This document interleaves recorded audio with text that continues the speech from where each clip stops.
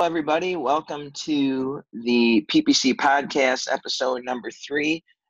We are super excited to have you. Always want to thank you guys for the engagement that you've had thus far, some of the content we've been putting out. My name is Matt Ellis. I am a PPC specialist here at Thrive Internet Marketing. And on the call today, we have Ryan Hunter, we have Katie Jazerbeck, and we also have Jacob Wolf, who's the PPC manager here at Thrive. As always, thank you guys. Thanks for hopping on the call. We have a super interesting and exciting topic that we're going to be talking about today, which is how to improve your quality score in AdWords. But before we start talking about how to improve quality score, and I'm so interested to hear your guys' tips and tricks and what you do in your build out and campaign architect to ensure good quality score. I kind of wanted to give a general scoping overview of what quality score is. And I could do that in my own words, but I thought WordStream had an awesome depiction of what quality score actually is. So I wanted to give their definition. And what they say quality score is Google's rating of the quality and relevance of both of your keywords and PPC ads. It's used to determine your cost per click and multiplied by your maximum bid to determine your ad rank in the auction process. That also includes landing page quality and relevance, along with relevance of your ad text. So when I think about quality score, the thing that comes into my mind first is relevance, right? The build out between your copy, the relevance of your content on your landing page, the relevance in your ad descriptors and what you're including in that in order to ensure, that there's quality to what you're providing to the consumer who's typing in, the SERP, that particular product or service or whatever they might be looking for. But I'm really interested to hear, do you guys have any initial thoughts on, what are some of the main things that affect quality score that you see when you're building out your initial campaigns? What are some, things that you do right off the bat? So one of the things that I focus on first, and I think it's ultimately most important when building out an account and setting up your ad groups, is looking at a few factors. Right, you covered some of them in your initial introduction, Matt. But looking at your expected click-through rate, that's one thing that Google really looks at. So to do that, we want to make sure that we have really good ad relevance. We want to make sure that the ad is talking to the searcher, that it has everything that they're looking for when they type their keyword into Google. So it's one of the most important parts, the aspects of having a good quality score is your ad relevance. The better your ads look, the more they mention your keywords that you're including in your ad group, the better your quality score is going to be. So your copy should be highly relevant to the keywords, and then obviously that goes into the next aspect of the next area being the landing page experience. We want to make sure that includes the same keywords. We want to make sure that's relevant, but we also want to make sure it's a good landing page experience overall. And we'll talk more about that, but we want to make sure the landing page is relevant to the ads, make sure it's relevant to the keywords, and then also make sure it looks good on all devices, making sure that it loads quickly on a computer, the landing page loads quickly on a mobile device, making sure it loads quickly on a tablet or an iPad or whatnot, and that it's giving the searcher all the information that they're expecting to see when they type that search term initially into the search engines. And these are all different things that Google's indexing, so we can really break it into phases, whether it's keywords, and we're talking about content, relevancy, etc. I think that's a really good thought. You guys have any other things that you'd like to add on top of that? One of the quickest wins that I found in regards to, I guess, getting a good quality score is just going after your branded term, especially if people are searching for your name. That's such an easy way to get a good quality score. But working on the click-through rate, I find is one of the easier ways you can, without having, if you don't have the time to put in to think about ad copy and things, improving the click-through rate is one of the easier ways to get a slight bump in quality score. Yeah, and Katie, I love that you bring up branded, just because I think, and that could be a whole video. I say this, I feel like every time we do our podcast, they say we can make a video on this, which we will. But branded terms, I feel like a lot of PPC specialists don't go after, or maybe, set a really low bid and create a specific branded campaign that they don't really realize that, that's an easy win, like you mentioned, for offering good quality score. Oftentimes I see like you might have a good expected click-through rate and ad relevance, and then one of the main factors in a low quality score is landing page experience. Ways I've found to improve that: matching the title of your landing page with the ad copy that is also targeting the keyword. That is one way. The content needs to match. Those all improve page relevance. The images, if your images are saved as a keyword, that also helps. Another important thing with landing page experience is the amount of time somebody spends on the page before they return back to SERPs is important. If the customer doesn't find what they're looking for, Google counts that as a negative thing. If they go back to search in under a certain period of time, it's actually called dwell time. And that's another factor they keep in mind scoring landing pages. I think content, a lot of people overdo it. They talk too much. They put their own, a lot of their, personality into it, when really the customer just wants to see what is this content about? Is it concise?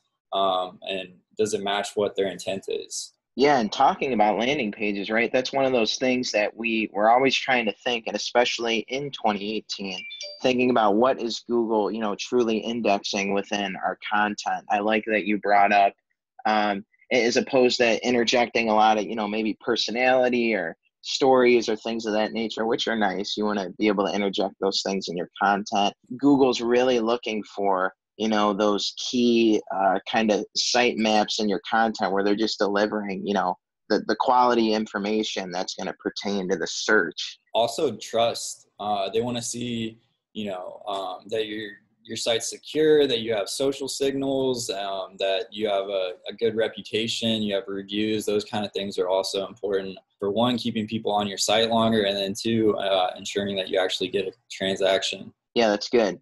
And I know landing page is one of those things that we could definitely stick on for like 15 minutes, 20 minutes or so, because it's so interesting to think about what are the key components in the recipe that Google's really trying to look at to ensure how that affects quality score. But one thing I also want to get into with you guys are, what are some things we mentioned, branded keywords, we mentioned some different, tips and tricks we have within a campaign build out, but I just kind of want to expand on that. What are some, practical things that you guys do, maybe some must-dos in your campaign, if you labeled here must-dos, maybe top 5 must-dos in your initial build out of a campaign to ensure, right off the bat, that this is going to help click-through rate. This is going to help quality score. So one of the first things that I like to do is obviously keep my ad groups small. I like to keep them very tight knit. Google, for some reason, recommends that, we have 15 to 20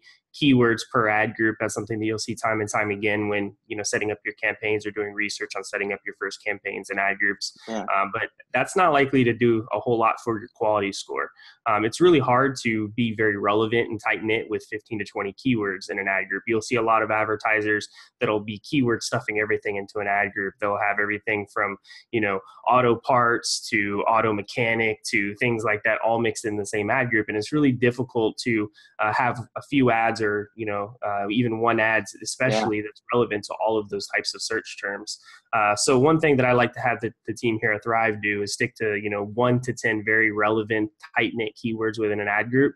And that's one of the reasons why I'm a big proponent for single keyword ad groups, because it allows you to have just 3 different keywords, pretty much the same keyword with different match types, and then having very tightly, very relevant, ad copy that speaks to that specific search term or that specific keyword. That's probably one of the biggest tips that I can give when setting up a campaign, when really trying to optimize for quality score, is having the ad groups extremely relevant to that particular search term, having the ad copy extremely relevant and including that keyword and search term, and then sending it to a landing page that is all about that specific search term or keyword. Yeah, absolutely. That's a great tip. And I think that that's only going to become more relevant as we, continue to have just more and more of an influx of more advertisers, using Google AdWords as their primary tool, their channel of advertising, right? Google's going to want us in the future to be more and more specific or have intent behind, why we're setting up how we're setting up our ad groups, how we're, building out the architecture of our campaign. Yeah, one of the things that I found most important, at least to just get started when I'm building the campaign, is using the negative keyword lists. I mean, it's so important just to improve click-through rate. Then you're not showing where you don't want to be. You're not showing when people that you don't want to show to. So important. And I feel like being in this industry for years, it's easy to get overlooked because you're just so focused on getting the campaign up and running that you don't think about that part. And it's an easy way to start with a good click-through rate. And then one of the other things that I always do is utilize as many ad extensions as I can that's relevant to my client. It's just a great way to add more to your ad that maybe you couldn't fit within the parameters of how many characters you get. So that's definitely two things. No matter what the account is, I always utilize as many ad extensions, even if I think, well, should I use this? I don't know. I go back and forth. I just put it in because Google will decide ultimately if it's going to show anyways. But yeah, negative keyword lists and ad extensions, two great ways to improve quality or improve click-through rate, or just start with a good click-through rate. Yeah.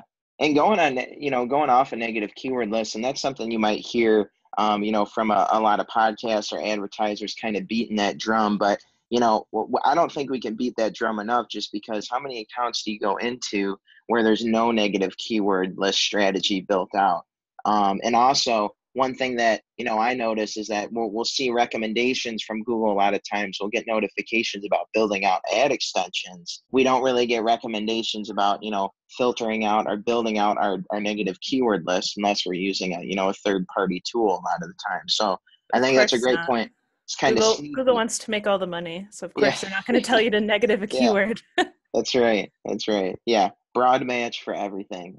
All of you kind of touched on bits and pieces of it, or all of it together, but I like to make sure my ad groups match the website. So I kind of mirror the architecture of the ad groups so that it fits the landing pages of the website. And then on that, it's also important to remember ad group level negatives so that your ad groups aren't overlapping with each other and inflating your CPCs. That's also very important. And then, just driving traffic to the most relevant landing page. So it's called single keyword landing pages, which doesn't necessarily have to be a single keyword landing page, but it depends if it's like an e-com thing. But just more relevant it is, less room you have for waste.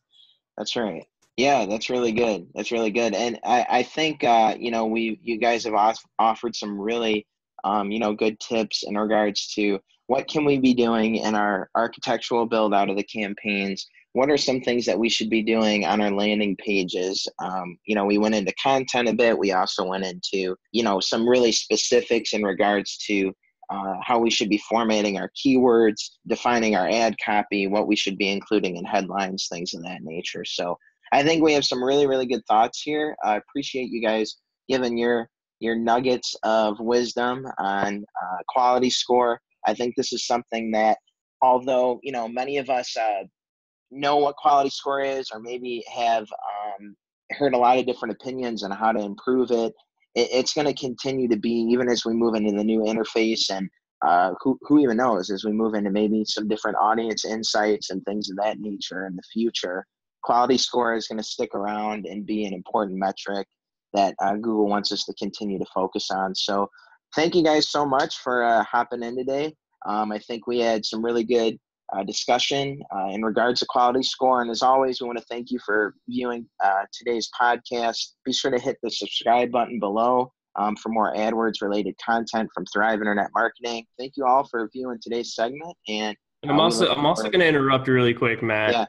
I'm very curious to anybody watching, whether you're a digital marketer or a business owner, or you run your own AdWords campaigns or accounts. I know the team would love to hear kind of how you approach quality score and what you think about it. So definitely leave a comment down below.